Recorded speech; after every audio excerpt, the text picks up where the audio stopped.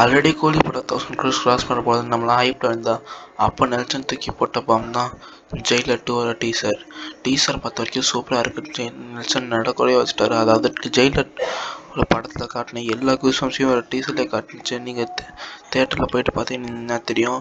எனக்கு தெரிஞ்ச வரைக்கும் கேமியோ பண்ணுறதா சொல்லிட்டு கேமியோ பண்ணாமல் நடந்த ஒரே படம்னா அது வந்து ஜவான் படத்தில் தளபதி விஜய் கேமியோ பண்ணுறான்னு சொல்லிட்டு அது நடக்காம இருந்துச்சு. அதை தவிர மற்ற எல்லாமே நடந்துதான் இருந்துச்சு.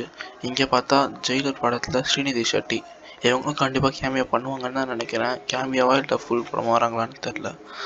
படத்தோட ஸ்டார்டிங்கில் நெல்சனும் அனிருத்தும் உட்காந்துட்டு இருக்கும்போது ரேடியோவில் என்ன சொல்லுவாங்கன்னா இன்னொன்று புயல் வந்துருக்குன்னு சொல்லுது. அதுவும் ரொம்ப கொடூரமான முகத்தோடு வந்துருக்குன்னு சொல்லுது. அந்த புயல் வந்து நம்ம தலைவர் தான் சொல்லுது.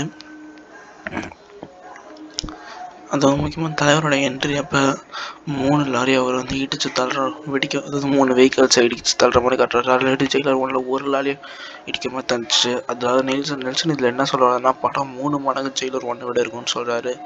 பார்த்துருந்தாலே தெரியும். 1000 crores வெயிட்டிங்க தமிழ் சினிமாவுக்கு அடுத்து 1000 crores வரப்போகுது.